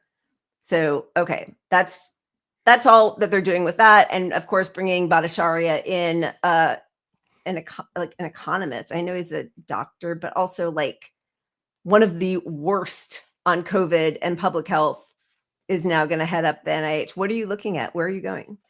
Are you hearing voices? Sorry, I'm going to go off camera for just a second. Okay. You okay? Are you okay? Oh, yeah. All right. Okay. I'm fine. Okay. So just like more of their horrendous actions this past week. So ICE's Alien Enemies Act validation guide was obtained by the ACLU and confirmed that all it takes to be sent to rot in prison in El Salvador is having a tattoo an ICE officer says is a gang tattoo and displaying logos, symbols, or clothes an ICE officer says are gang signs. So just this week, we have now found out that the Trump administration acknowledged that it grabbed a Maryland father with protected status and mistakenly deported him to El Salvador, but claims that courts are powerless to order his return. Another one. Oh, no, wait, sorry. That is the, Salvador man Kilmar Abrego Garcia was deported accidentally. Although ICE was aware of his protection from removal to El Salvador, he was removed to El Salvador because of an administrative error. I mean, this is the efficiency as they are firing all of the, administrative people. The other was ACLU filing sheds light on how Andre, the gay makeup artist sent to rot in a prison in El Salvador, ended up labeled Tren de Aragua by ICE. Documents filed by ICE shows that the only evidence ICE listed for membership was a tattoo of a crown with mom below. So there he is now, day 17 in this El Salvadoran torture dungeon where they say that they can't get him. That was him. We have another one. This guy, Fitzgerald de Jesus Cornejo, a baker with a tattoo of autism awareness ribbon, which was dedicated to his brother who's autistic. That was a mistake, apparently, but whoops. I mean, it just like never ends and nobody's going to get fired for that. But people will probably rot and die in that El Salvadoran prison. And it was because ICE agents thought that their tattoos seemed scary. I love it when you can't speak. It's the funniest thing. This is such a clear thing to fight against that if you're Democrats, why aren't you? This should be your half the case you're making to the public that fascism is here. What we can't allow this. The rights of these individuals are the rights of us because it could happen to us. You know, you don't have your ID on you one day, you end up in a Venezuelan prison. Yeah. I mean, absolutely. Where are the Democrats? They're doing a 25-hour Kenta class, fight the power They ain't like us. All right. What do we have here for? I don't know. It's so just massively depressing. I was actually surprised that Fox had the 5. I never watch Fox, but the clip came on. They had Musk on, and Musk is getting some pushback on people being terrified of not getting their checks. There was some pushback from Rubio was down in Jamaica and was lambasting them for using Cuban doctors, and the minister pushed back. So like there are places where they're getting pushback on actual policy and decisions. It's just not really coming from the people in our country who have the power to change it. But they've got to know, and I know we're going to go to like all the arrests and stuff after this, but that's why we're going to have all the cop cities, right? Like they know that none of this is popular. Biden was doing it. Trump was doing it before. Obama was doing it before. Like there's been now 40 years of this, or 50 years of this trajectory, but it is truly unsustainable because they used to at least there used to at least be like a cost of living increase. So even though you knew that the rich people were scamming you, you could still survive. And now that's kind of off the table.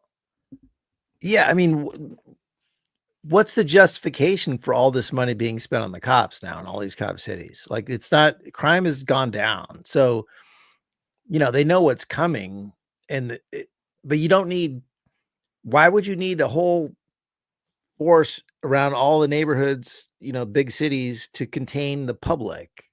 What sign is it? When did you not have the police to do that already?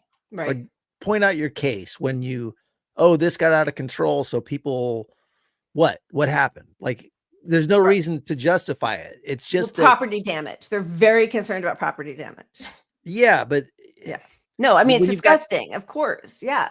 But you've got cop cities in LA, the police force and the cop cities and stuff. They're already talking about cutting social fundings to LA because of all the spending on these cop cities. Yeah. Like, so you're making your own problem that you need the cop cities for. I mean, they know they know economically, it's all about economics. They know they are punishing the poor and middle class to a point that they are not going to take it. Right. And that point is now. It truly is. And I don't know how they thought they could get away with this. Like, what did they think? I mean, okay, COVID, it became very clear that they were just like, these people are all expendable. But even that wasn't enough. Like, what is the plan when people who are working full-time jobs are homeless or, food insecure or can't get health treatment? Like, of course, this is where it leads. Of course it is. And I mean, I don't think AI is going to keep up with all of their necessities. It's like the guy who wrote the book about the billionaires and their shelters, and how the billionaires' worry is, what if we don't have enough people who can serve us in our bunkers to make things still work? Or what if they hate us so much? Like, so you're gonna have a bunker with a cop city, and basically they're just gonna have people being whipped into slavery. I mean, that's really what it's going to be. Keep those slaves in line for your billionaires. Well, right. In a just world, you would have AI transitioning us all to be working less, and the food prep, the blah blah blah, the normal Jetsons house is more AI for us, right? But of course, we don't have a government that works. We have a sick government. So it's, how can you exploit AI to make things work for us? Period. Like, hey, flat screen TVs are now $5. Is that going to make you all happy? TV is free. All the movies are free, $5. But you can't feed your kid. You can't. Yeah, that's the other thing I hear. It's like people are like, oh, we're such a consumerist society. Yeah, we are, because that's what we were given in exchange for nothing real. Like in exchange for not having a decent wage or being able to afford a house or healthcare, we were told you can get cheap products at Walmart or on Amazon or flat screen TV or phone. You'll never have a house. And then they tell you, well, but people like that. People actually, there's a freedom in renting. Yeah, they sold that idea.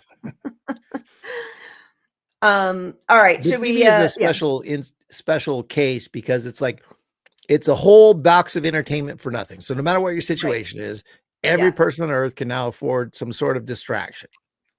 Yeah. And even homeless people are watching TVs on they're watching, shows on their phone or whatever. So, yeah. So you can't eat, you can't sleep well, you can't get a job.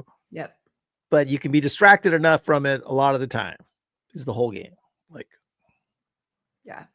Yep. That's quite a trade-off. Love my freedom. Love it. Are we doing any more GOP stuff? Or are we spinning? You showed the terms.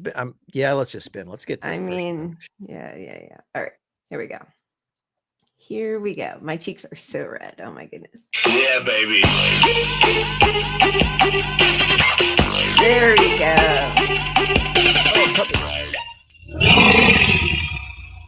Oh, look at you think that wheel happened. The sound effect. I just Lila did that. Nice. Yeah, baby. Well okay. What do we got?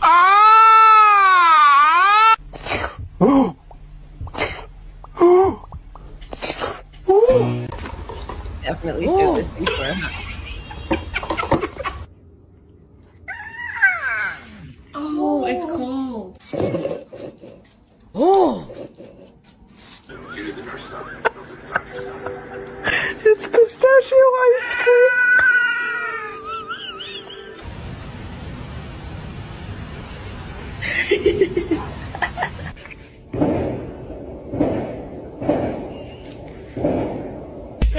Because I got high. Go to the next one. Go to the next one.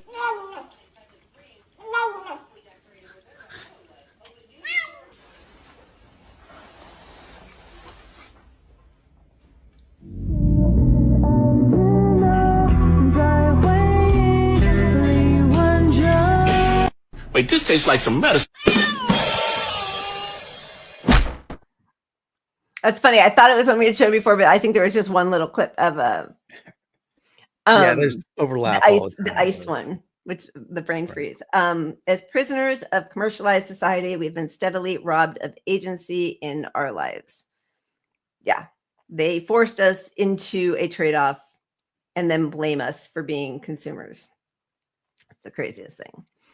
All right, let's just quickly go through First Amendment leading right into Israel stuff, but it's really getting terrifying, and yet I'm so moved and impressed and inspired by the protesters who continue.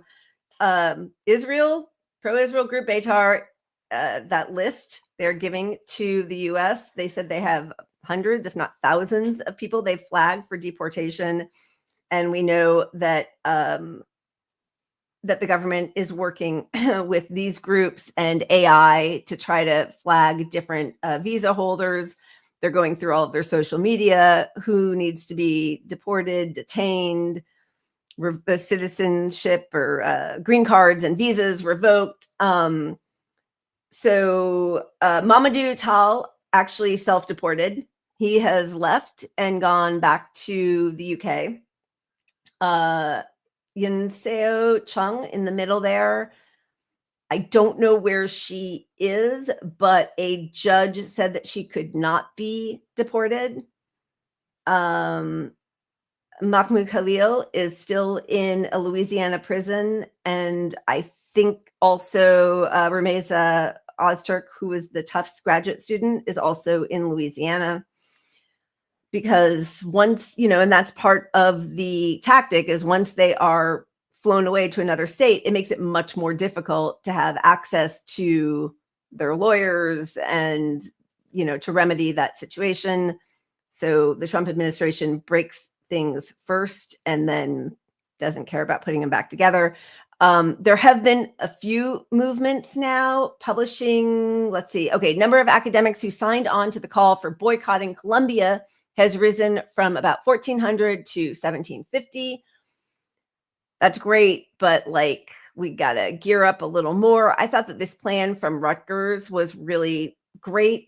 They want all the schools in the Big Ten. I think there are 18 schools, even though it's called the Big Ten, to join a mutual academic defense compact, a shared or distributed defense fund to provide immediate and strategic support to any member institution. As they're seeing what's happening, that Columbia and Harvard and Yale and Tufts and all these private institutions with enormous endowments refuse to stand up. These public universities, hoping that they band together to protect their students, their faculty, and themselves. That's the only thing that's going to make anything change, is if, as we all say, they just completely stop the gears. Stop it completely, because we've got academics being deported. We've got people that run programs on Palestinian studies and programs on the Middle East, programs canceled. We got all that stuff's happening in blue states even. So this is the trickle down. I'm in California, my alma mater, Davis. I said last week, one of the law departments, a group of students wanted to divest from Israel. That's it. They just wanted to divest. They were suspended. So when you say that, are you saying that they weren't protesting? They just signed something? Because that's what all the students are doing. That's what that is. What are you saying that they were not even protesting? They just signed a letter? I'd have to look at the story. I don't know. Honestly. Okay. I don't know. That's the whole thing. They're not none of no, this. They weren't. Yeah. They, as a group, decided we want to pledge to not invest in Israel, pulling our money from Israel. Right. That's it. And they were suspended. That's what all of these encampments are about. They want their universities to divest these large amounts of money from Israel. Right. But my point is just that they're not doing anything racist or hateful. They want to help stop a genocide. Yeah. I guess my point I'm trying to make is that it's everywhere. So for it to be at my college down the street, right, half an hour from me in the liberal safety net of California, it's hitting all colleges everywhere. Is the I'm trying to make. Yeah, no, definitely, yeah, everywhere. And for Columbia to be the front line of this for years, we need this safety net somehow to be established to protect all these people. Which is where, if we had strong unions and leaders, that would really kick in. And there has got to be more communication amongst all the rank and file members, right? Which is, I think, it seems like what Rutgers is trying to do, so that there is solidarity amongst all academia, right? That would be, or at least, the Big Ten, and then hoping that spreads. Because when you have a huge institution like Columbia and then Harvard, and then the whole Ivy League is just going to become what? You can only support Israel when you're in the US. I keep thinking of that, that saying about Jews, in Judaism, you can question the existence of God, but you cannot question the existence of Israel. And that did not used to be like that. Judaism is thousands of years old. Israel just started 76, 78 years ago, right? So, so do we go right into that? I don't know. We're going right into Israel? Oh, wait, this happened in the University of Cincinnati yesterday. Peaceful protester with a Palestinian flag.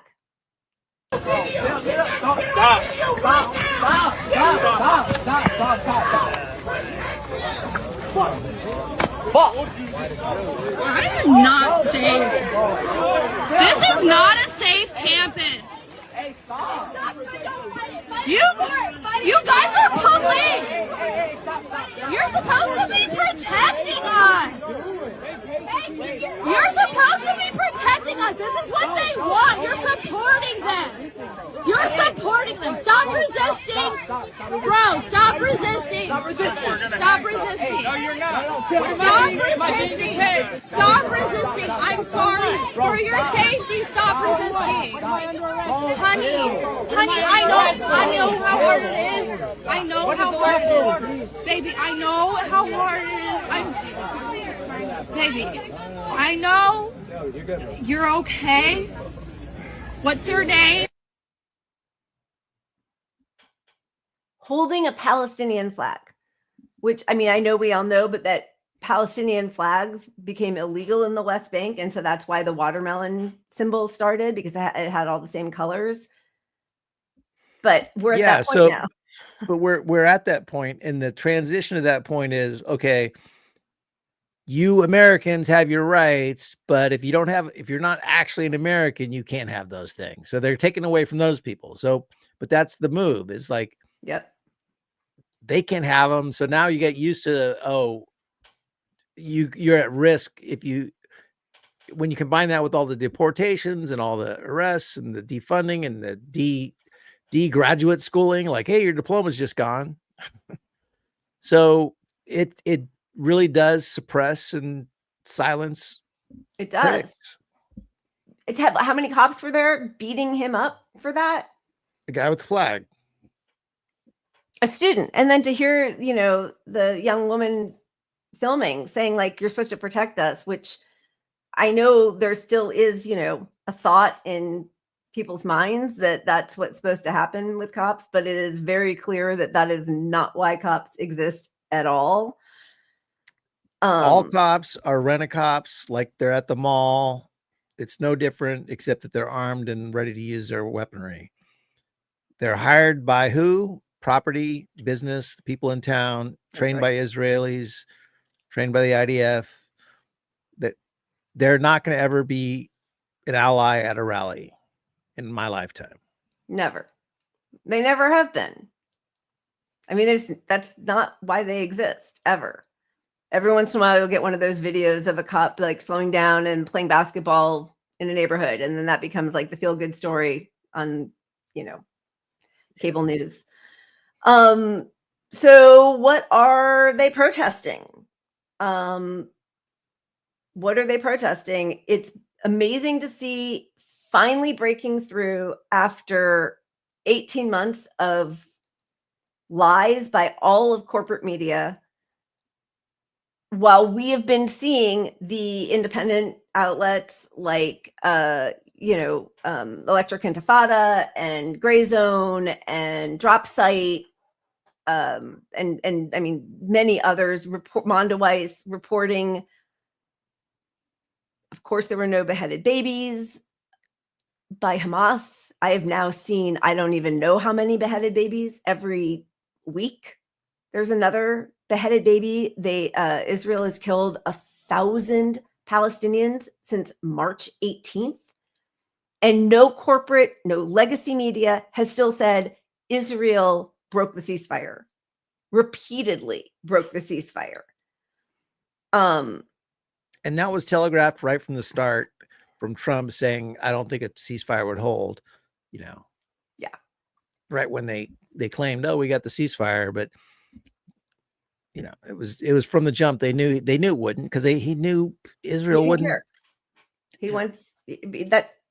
He just wanted to have a ceasefire to show that he could. It's a win. Yeah. Show that he could right before he was inaugurated, but obviously didn't care. And then he'll get up and still say, and I'm fulfilling all my promises to Muslim Americans, even though, and by the way, it was 2 Jewish emissaries of his who have now been completely sidelined. The first guy whose name I now can't remember, or actually, no, I think I don't know if he's Jewish. The first guy who brokered the ceasefire. Yeah, I think he is. Who told Netanyahu, like, I don't care if it's Sabbath, you're going to come meet with me. We're having a ceasefire. And then the other guy who we showed the video of, who's like, yeah, I'm negotiating directly with Hamas. They're normal guys. They're nice guys. They don't have horns. We're trying to come to some, Fired bye. immediately. Bye. See you. Yeah. Never happening.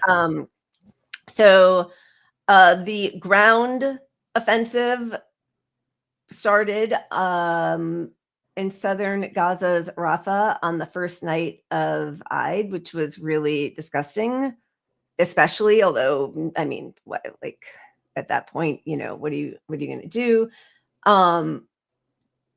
The lies about, sorry, that's not going to be helpful. The lies about the ceasefire and the changes that Netanyahu has tried to make to the agreed upon terms of the ceasefire.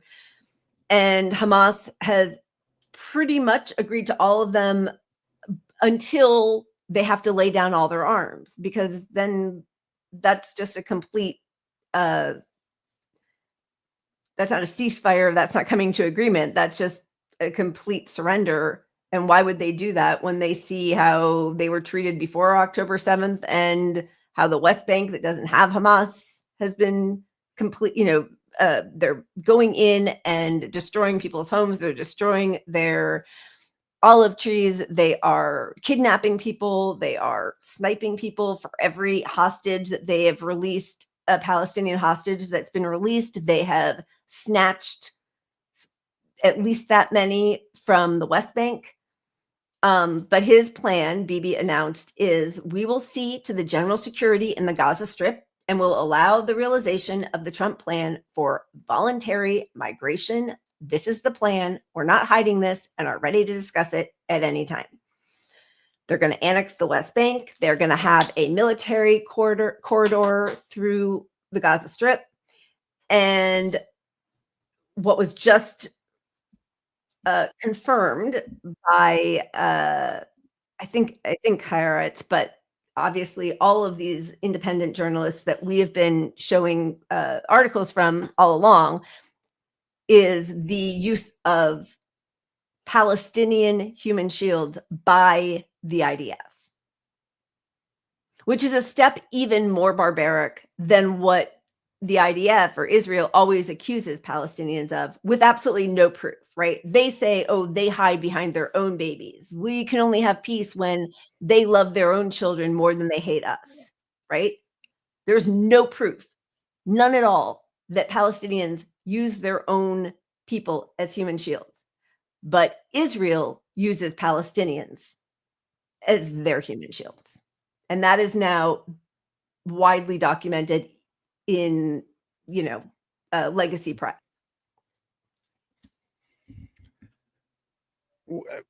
It's hard to imagine.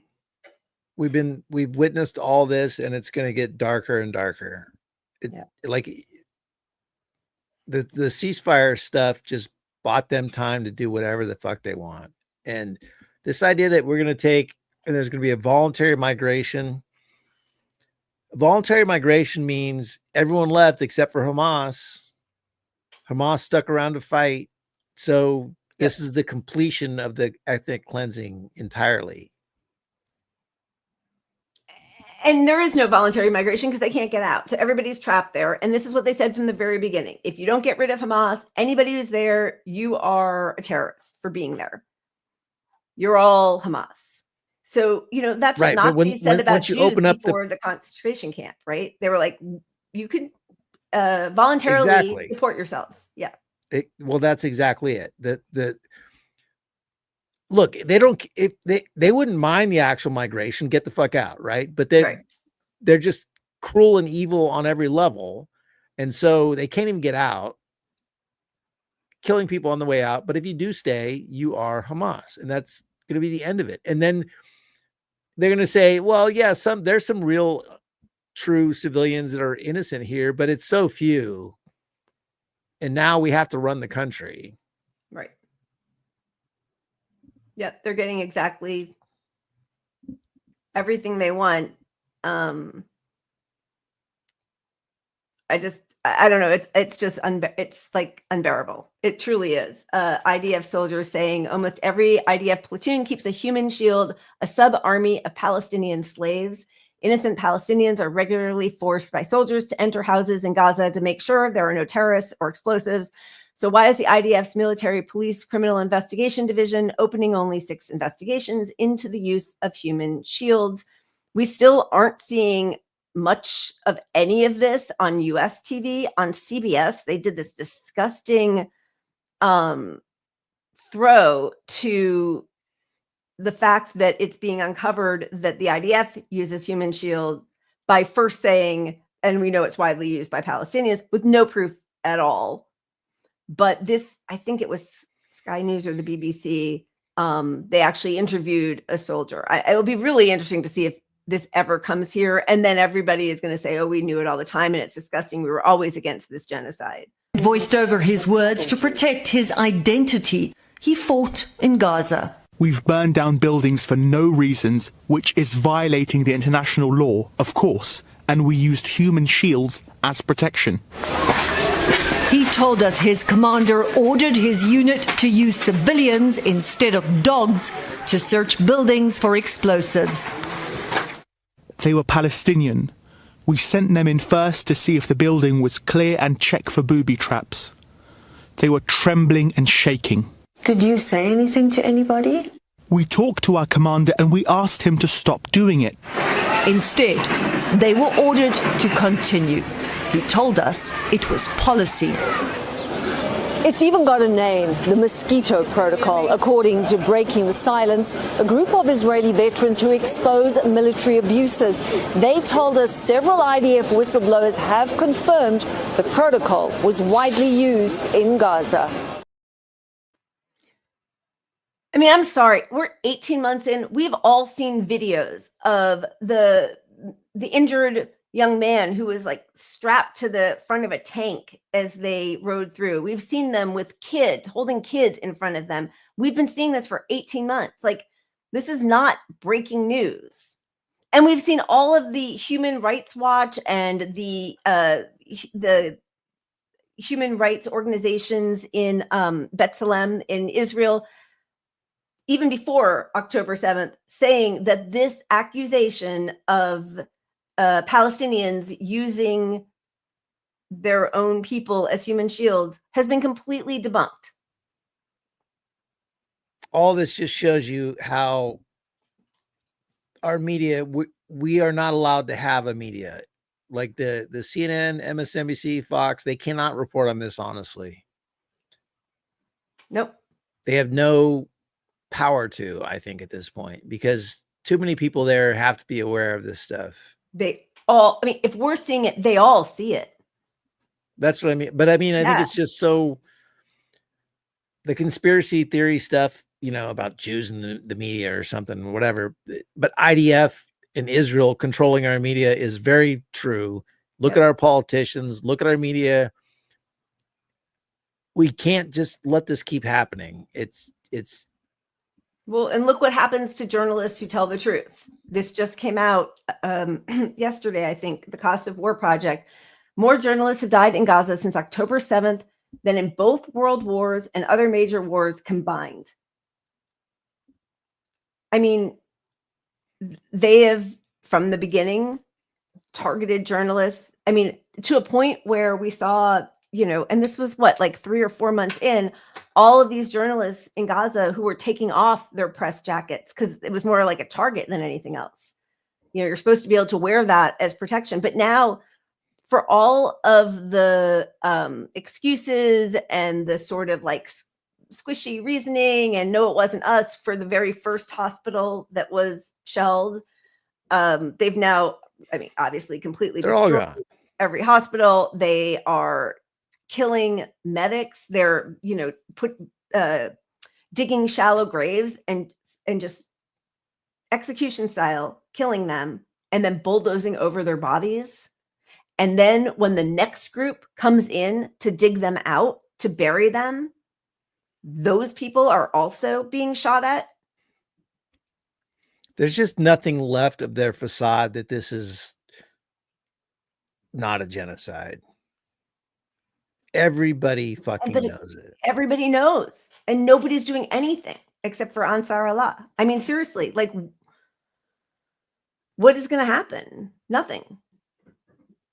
But like, IDF soldiers are being told not to travel to foreign countries. Like, Israel is a pariah state at this point, but it still isn't making, like, there's just no shift. I like, how many parents holding up decapitated babies or limbless children or bags of their bodies and nothing changes? I don't know. I really don't know what we're supposed to do with that, because I feel like the cruelty is part of the point here in the US, to show like we can do all of this and nothing matters. And just like, when that 2014 Princeton Stanford study came out, it was like, yeah, the US is no longer a democracy. That's what it feels like. It's like they know what we want, they know what we need. It has no effect on the people in power. None of it. Which leads us back to Cop Cities and Luigi. Yeah. There is a price to pay, and it's going to be economic to our country in Israel. And I don't think we're getting away from that part of it. And with Trump, that's getting accelerated. So doesn't help anyone over there. But we are peak capitalism in the US, and we are peak owned by Israel and doing things to support the capitalist state at the top. Right. Like, we are a case study of why capitalism needs to not be a thing anymore. It's a death cult. But we're here. Our only power is stopping any cog we can in this whole thing that is the war machine, or dismantling these programs, or policies put in place that make things worse for everyday people. Like, we have to show them 20,000 Luigis breaking some shit up to have a shot at doing anything here. But otherwise, we just slowly deteriorate, where we're all living in our cars watching one guy's phone for TV. With 5 of us huddled around, like one guy who's got a phone plugged into the car charger. Feels like Elon Musk reinventing a bus. It's like reinventing the movie theater. Good night, Kimmy. Love you. Hunger Games it is. We definitely are in the Hunger Games, which is why solidarity is all we have. I mean, that's all we have. That is it.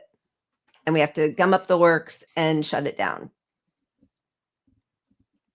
Amen. Amen. I think we should find our one good thing while we got it. Yeah. And get out of here. I agree. Okay. I always manage to bring it way down. No, that's Israel.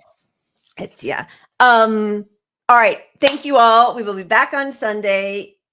You all are amazing. We really appreciate it. I think it's the SEIU in Boston showing up strong for the Turkish graduate student who was kidnapped off the street by masked, I guess, ICE agents, but nobody really knows because they showed no ID. But they are showing up for her, and cheers to them. Cheers to all of you. See you Sunday. Keep punching up. Cheers.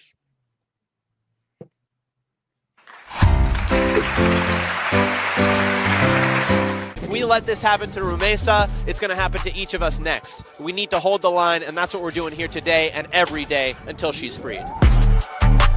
Look at this crowd. We're here to send a message. We are not going to back down. Seeing students get persecuted, get targeted, get kidnapped simply for exercising their free speech goes against every single value that we hold as educators. I am a history teacher. I want my students, my immigrant students, to feel as though they can speak their minds, as though they can protest their government without fear of being kidnapped and deported. An injury to one is an injury to all, and this is the exact moment that this is being tested. Any good organizer would tell you that we can never and never have depended on the law, whether it's labor law, whether it's any kind of law. So at this moment, when the law is literally either being weaponized against us or being ignored, where we thought it used to protect us, the only solution we're going to have left is organizing and realizing the power we have as workers.